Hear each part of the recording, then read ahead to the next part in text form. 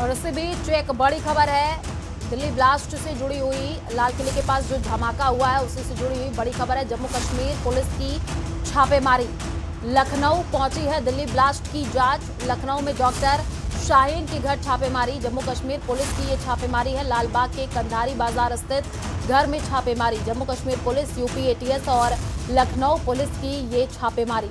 बड़ी खबर इस वक्त आपको बता रहे हैं। लाल किले के पास जो धमाका हुआ, लखनऊ पहुंची है दिल्ली ब्लास्ट की अब जांच। लखनऊ में डॉक्टर शाहीन के घर छापेमारी चल रही है। जम्मू कश्मीर पुलिस की ये छापेमारी मानी जा रही है। लालबाग के कंधारी बाजार स्थित घर में छापेमारी हो रही है। जम्मू कश्मीर पुलिस और यूपी एटीएस और लखनऊ पुलिस की ये छापेमारी है।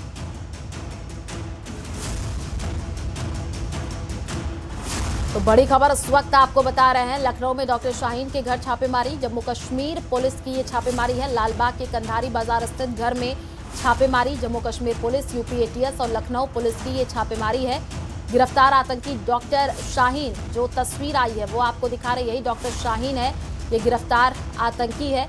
लखनऊ में डॉक्टर शाहीन के घर पर छापेमारी चल रही है। लखनऊ पहुंच चुकी है दिल्ली ब्लास्ट की जांच। इस वक्त की ये बड़ी अपडेट आपको बता रहे हैं। जम्मू कश्मीर पुलिस की छापेमारी मानी जा रही है। लालबाग के कंधारी बाजार स्थित घर में छापेमारी।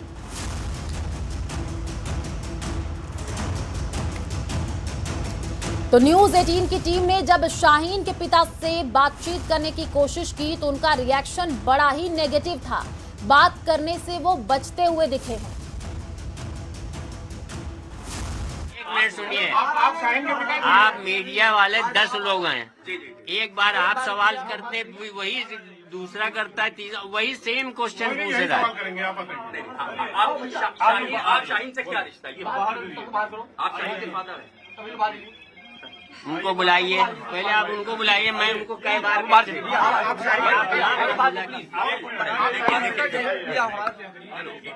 अभी मैं बिल्कुल खामोश हूँ। मैं बिल्कुल खामोश हूँ। मैं इनका कहना मानूंगा। अब ये मेरी सिक्योरिटी, आप मेरी सिक्योरिटी नहीं है। आप मेरी सिक्योरिटी नहीं है। नहीं हो पा रहा कि हमारी एक मिनट सुनिए।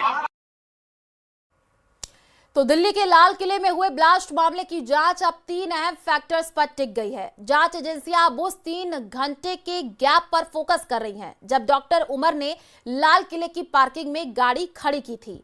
जांच एजेंसियों के मुताबिक क्या आरोपी उमर पीक टाइम का इंतजार कर रहा था? इस ब्लास्ट में विस्फोटकों की सप्लाई कहां से हुई?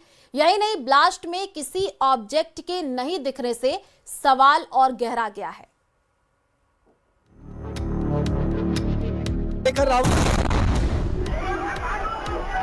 भागो भागो।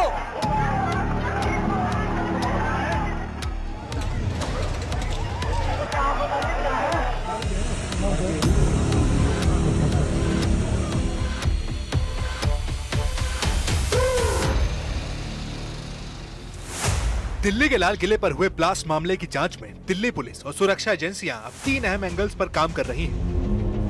3 घंटे तक कार पार्किंग, अल फलाह यूनिवर्सिटी का नेटवर्क, ब्लास्ट का अनोखा इंपैक्ट। दिल्ली ब्लास्ट का पहला एंगल 3 घंटे तक कार पार्किंग। जांच के दौरान सबसे बड़ा सवाल उन 3 घंटों का है जब आरोपी डॉक्टर उमर ने लाल किले की पार्किंग में अपनी i20 कार खड़ी की थी।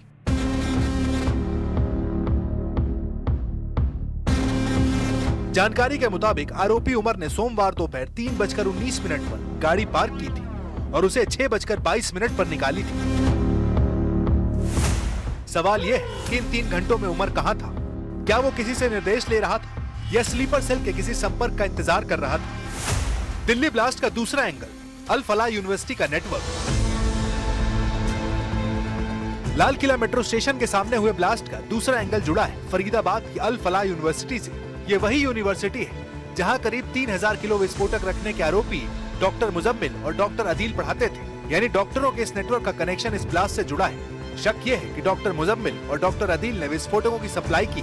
डॉक्टरों के इस नेटवर्क में इनके अलावा और कितने एक्टिव और नॉन एक्टिव मेंबर्स हैं? इसके साथ ही सवाल ये है कि इतनी भारी मात्रा में विस्फोटक कहां से आया? क्या ये विस्फोटक अलग अलग खेप में आरोपियों के पास पहुंचाए गए थे? विस्फोटक और हथियार यहां तक पहुंचाने वाले कौन थे? जिस टेलीग्राम ग्रुप से आरोपी जुड़े हैं उसके अन्य मेंबर कौन है और ये ग्रुप कब से एक्टिव था? क्या डॉक्टर उमर, डॉक्टर मुजम्मिल और डॉक्टर आदिल ने दिल्ली की रेकी की थी या इनके लिए नेटवर्क में कोई और काम कर रहा था? दिल्ली ब्लास्ट का तीसरा एंगल, ब्लास्ट का अनोखा इंपैक्ट। तीसरा एंगल ब्लास्ट के तकनीकी पहलू से जुड़ा है। विस्फोट में पुलिस को कोई भी ब्लंट ऑब्जेक्ट जैसे कील, बॉल बेयरिंग, ब्लेड जैसी धारदार चीजें नहीं मिली। इन चीजों से ब्लास्ट का इंपैक्ट दूर तक होता है। बिना ब्लंट ऑब्जेक्ट के इस्तेमाल के बावजूद इसके विस्फोट का असर इतना तेज था कि वहां कई गाड़ियां चकनाचूर हो गई थी। आसपास की कई गाड़ियां धू धू कर जलने लगी। पास के मार्केट में भी इसका भयानक असर दिखा। जैन मंदिर से लेकर कई दुकानों के शीशे चकनाचूर हो गए। ब्लास्ट की आवाज काफी दूर तक सुनाई दी थी। यही नहीं, इतने बड़े ब्लास्ट के बावजूद जमीन पर गड्ढा तक नहीं बना। इस बीच सूत्रों से मिली जानकारी के मुताबिक लाल किला धमाके में हाई इंटेंसिटी के केमिकल बम का इस्तेमाल हुआ था। ये इतना खतरनाक था कि आसपास जो भी आया पूरी तरह तबाह हो गया। एफएसएल जांच से जल्द पता चलेगा कि इनमें से कौन से केमिकल का इस्तेमाल हुआ था। जांच एजेंसियों के मुताबिक लाल किले के सामने हुए ब्लास्ट की पूरी साजिश 3 राज्यों में बुनी गई। सूत्रों की माने तो इसका ब्लूप्रिंट कश्मीर में बना। ऑपरेशन की तैयारी हरियाणा में हुई और टारगेट चुना गया दिल्ली के लाल किले के सामने का इलाका। इस बीच आर्कोलॉजिकल सर्वे ऑफ इंडिया की जानकारी के मुताबिक लाल किला और उसकी पार्किंग सोमवार को बंद रहती। फिर सोमवार को लाल किले की पार्किंग के गेट कैसे खोलेंगे? आरोपी डॉक्टर उमर की गाड़ी लाल किला की पार्किंग में घुसी और 3 घंटे तक उसकी गाड़ी को पार्क किया गया। यानी ये सब एंगल जांच की दिशा बदल सकते हैं।